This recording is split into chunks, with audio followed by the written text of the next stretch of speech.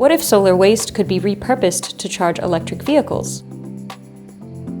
IRENA estimates that there will be large amounts of annual waste from the solar PV industry by the early 2030s. Suncrafter, a startup from Berlin, is building solutions leveraging the afterlife of solar PV panels.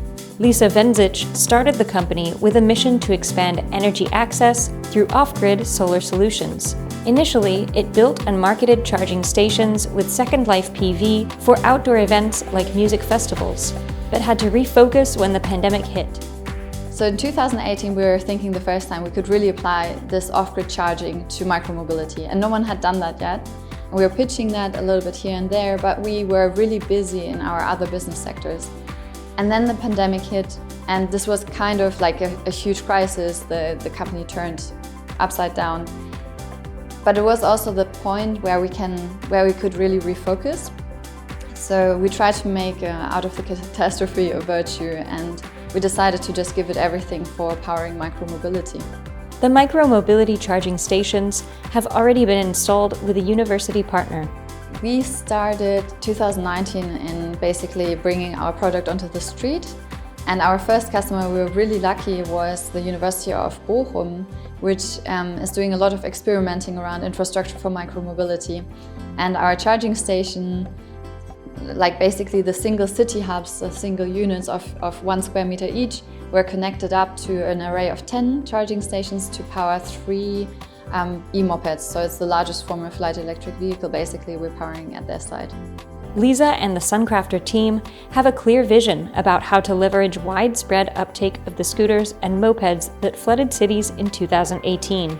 We're very convinced that for the success of the micromobility revolution, there needs to be an adequate infrastructure that matches that type of mobility form. Every type of mobility, a car, a train, needs an infrastructure. The same holds true for micromobility. And the nature of this transport mode is very flexible, it's very timely, it's very lightweight, it's very agile.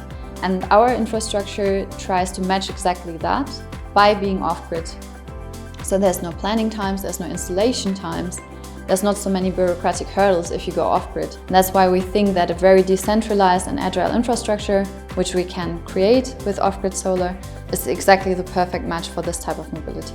As a flexible and convenient form of transport for last-mile travel in big cities, micromobility offers eco-friendly transport flexibility. But with scooters littering the streets uncharged and mistreated, many city-goers may find them more unsightly than indispensable. Wendzich believes the solution to giving the sector its dignity lies in developing infrastructure. This whole mass sector, mobility as a service, and this whole sharing and micromobility sector right now is mainly in private hands. But I think for this micromobility revolution to really have a great impact and to really unfold and be beneficial to all the citizens, municipalities need to involve themselves.